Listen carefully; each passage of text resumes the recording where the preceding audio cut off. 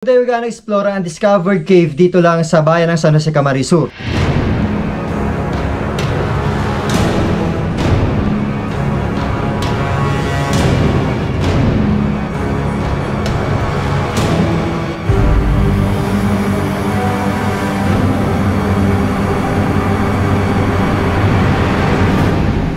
Ang Adjangao Cave. Ang Adjangao Cave ay matatagpuan sa pinakahuli at pinakadulong barangay ng San Jose, Camarines Sur. Ang kuwebang ito ay makikita sa malawak at masukal na kagubatan ng Adjangao.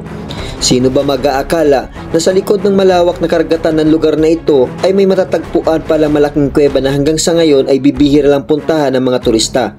Sa unang tingin ng kuwebang ito ay akalain mong maliit lamang dahil sa makipot na bungad nito, ngunit sa loob ng natagong yaman na ito ay makikita natin ang nagsisigandahan at nagsisilakihan mga rock formation gaya ng stalactites at stalagmites, mga hayop gaya ng nagsidamihan mga paniki, balinsayaw at kakaibang itsura ng mga gagamba. Alright, so nandito na kami ngayon sa Barangay Adjangao. Dito lang matagpuan sa bayan ng San Jose, Camarines Sur. Ito yung pinakahuling barangay ng San Jose. So napakalayo lang talaga kasi dito kami dumaan sa may parting Lagunoy, Presentasyon, and then ito na ang barangay na kinakatayuan ko. Bago kami pumunta sa kuweba ay dumiretso muna kami sa kapitanan ng barangay na ito para magpaalam at para magbakasakali na masamahan kami papunta sa lokasyon.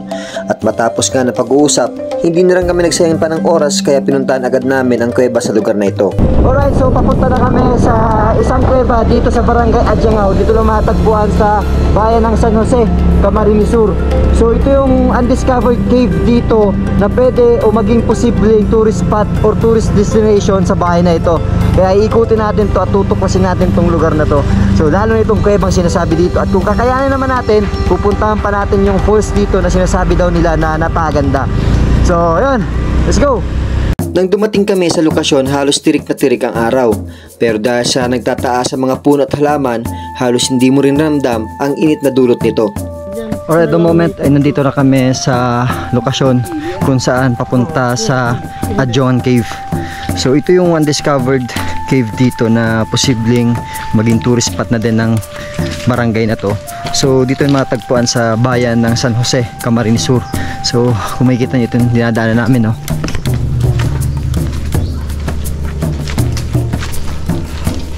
So kasama namin si Kapitana. Syempre pagpapasok ko ng kuweba kailangan mong solar light kasi wala akong dalang flashlight, kaya ito yun, no?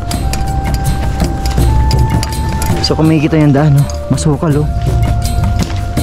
Mataas ang punong kahoy, mga halaman dito. So 10 to 15 minutes ang lakad papunta sa kuwebang ito.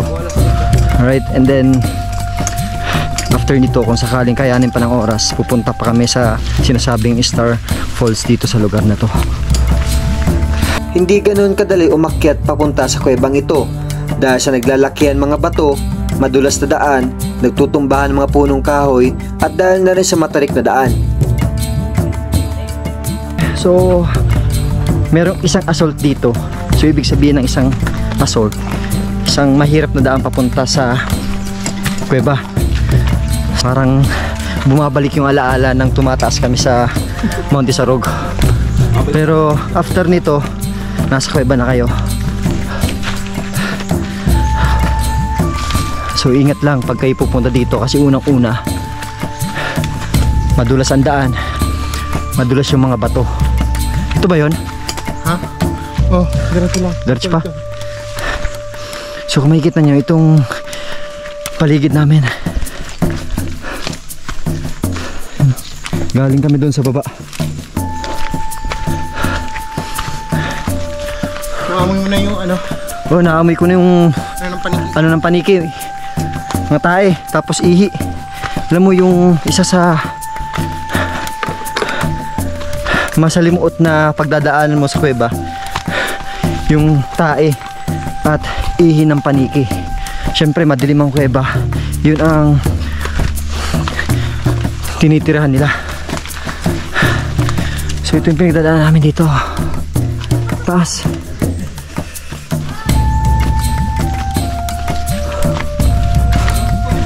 So ito, dulas ng daan. Kaya ingat kayo pag pupunta kayo dito. So almost 10 to 15 minutes ang lalakarin nyo papunta sa lugar na to. Ingat-ingat lang kasi dahil kagubatan to, baka may maapakan kayo na ahas.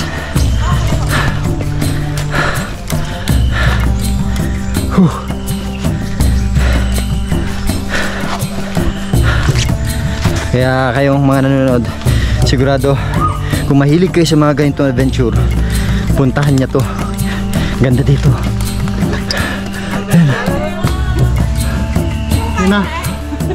Nang naabot namin ang bungad ng kuwebang ito, dito ko nakita ang nagagandang rock formation. Naglalaki ang punong kahoy gaya ng balete at ang nakalaylay ng mga ugat nito na siguradong mamangha kayo pag nakita nyo to aktwal.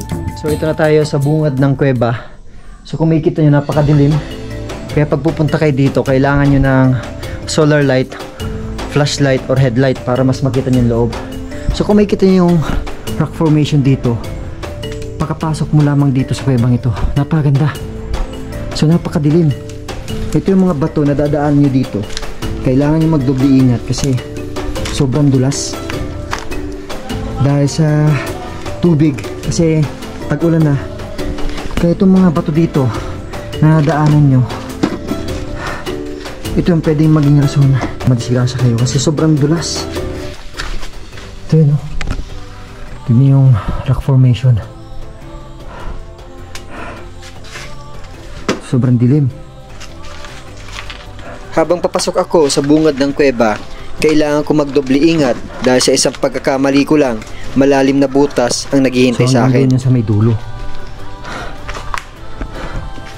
So, ano ito, boss? Butas yan. Butas? So, may napakalaking butas dyan sa may bandang kaliwa ko.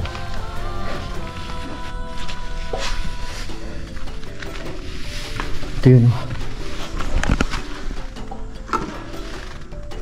So, isipin mo, kuweba na malapit sa karagatan. Ilang taon na kayo ito, boss? Kuwebang ito? Ganda yata, di pa kami pinanganak. Di pa kayo pinanganak? Oo. So, ang ganda ng rock formation dito. So, dito may ano na siya, hagdan na papunta sa taas. Pero maliit lang to, boss, no?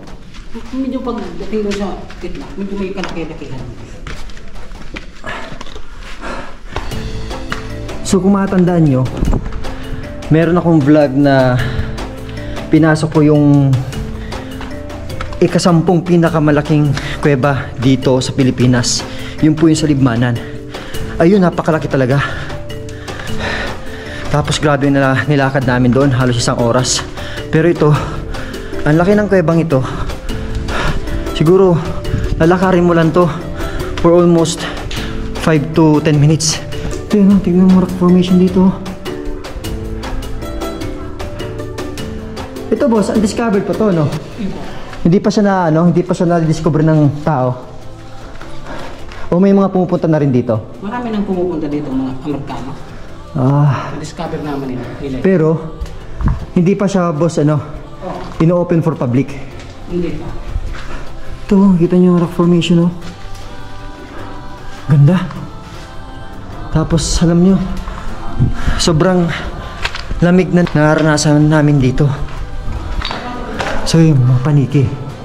Ayan, dami.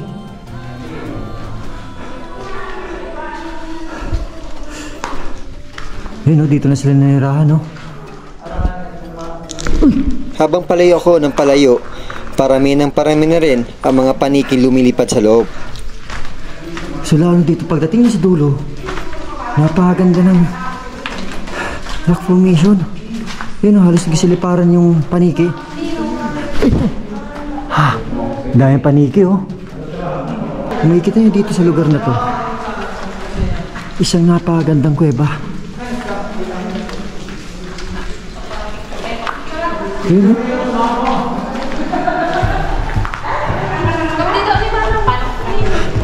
So grabe tong lugar na to.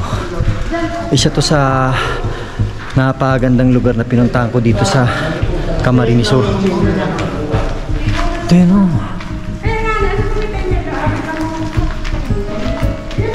So ganito lang siya kalaki. Di lang natin alam kung tinirang ba to ng mga sundalo noong World War II. Kasi kadalasan sa mga kuweba na napupuntahan namin, nagsilbi siyang tahanan o bahay during World War II.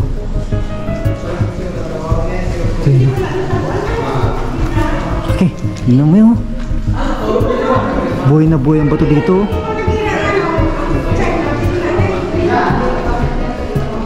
Tapos meron pa doon.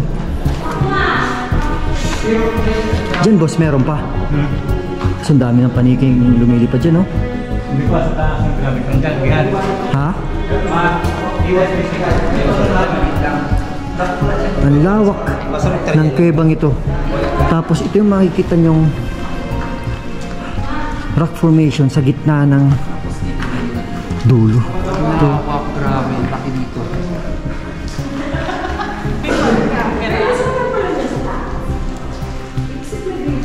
So actually pwede kayo ditong manirahan kung wala kayong bahay. Kasi unang-una, yung temperature dito malamig. Malamig dito sa lugar na to. Ito, meron pa dito. Pwede pa akyatin yan. Kaso problema nga dito, ang daming paniki. Ayan. So taas pa to. Ito yun, no? Ganda.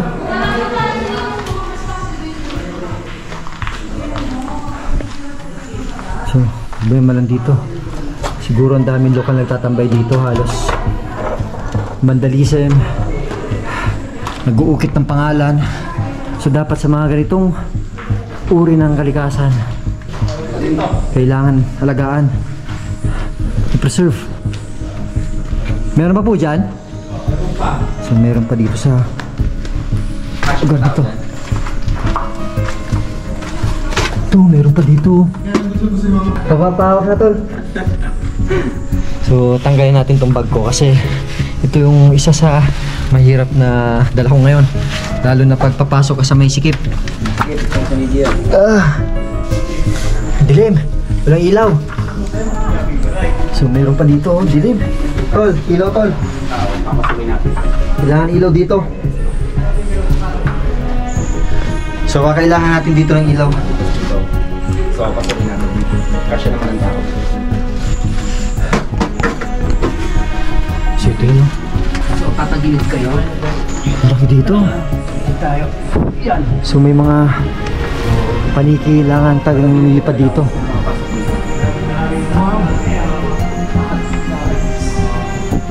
Daming paniki, oh. Manang din eh, mga yung panig eh. Daming paniki sa taas, oh. Lawak. Ito masyado talaga na-explore, no? Hindi pa pwede masyado na pupunta ng mga turista, no? Grabe, rock formation dito. Ang ganda, oh. Grabe, laki. Daming paniki, oh. Panigila dito niya. Ayun, ang dami doon. Dami, nagsiliparan na, oh. Sabagay, hindi naman nalapit pag maliwanag, ano? Yan. So, galing tayo sa maliit na bukas. Tignan nyo naman ang itsura sa loob. Laki. Kung anong liit ng daanan yun, ang laki sa loob. Ang laki. Ang taas, ang daming paniki. Kita niyo ba yung mga paniking yan? Dami dito, tol, paniki. Ito, nahirinig niyo ba yung ano? Yung mga pakpak ng paniki. Sobrang dami nila. Halos yung tunog ng paglipad nila, rinig na rinig dito sa baba. Narinig mo na yung pagpapaspas ng mga kanila.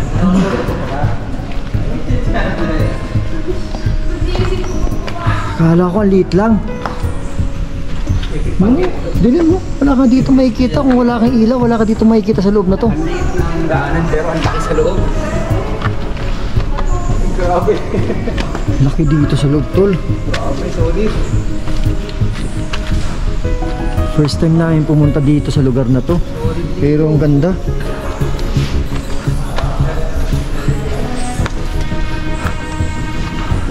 Grabe yung paniki oh.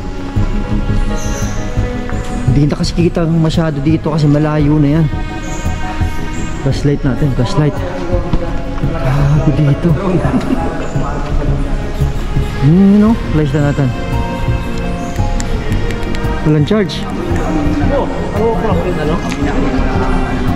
Ayun no, yung tignan mo yung pinaplaslightan no, paniki yun no. Ayun, ang dami oh.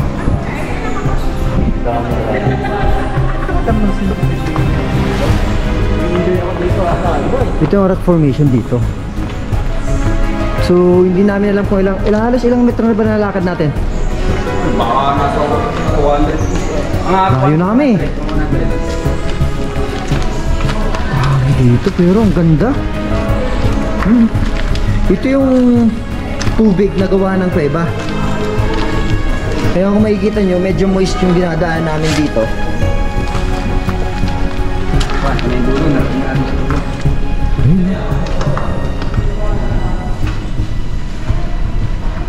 Grabe yung pagaspas ng pakpak nila oh. Grabe. So nandito kami sa kabilang side ng kuwebang ito. So actually kung makikita nyo nasa likod ko, may access na siya palabas. Pero hindi po ito yung pinasukan namin kanina. So pwede kayong dumaan dito kaso ang problema lang, medyo malayo pa siya tapos nadaan kayo ng bukid. Kaya kinakailangan nyo bumalik doon sa pinakaunang daan para mas malapit lang papunta sa may highway ng Adjangao. So medyo malayo nga talaga to. Ito yun, no? Meron ditong daan sa baba. Yan, no? Meron naman daan dito sa taas. So kailangan nyo talaga bumalik para mas hindi kayo mahirapan palabas dito sa kuwebang ito. Ano man yaman ng kalikasan ang naiwan dito sa ating mundo, sana pangalagaan at protektahan natin ito. Dahil sa parang ito, may ibsan ang trahedya sa ating komunidad dulot ng malaking kalamidad.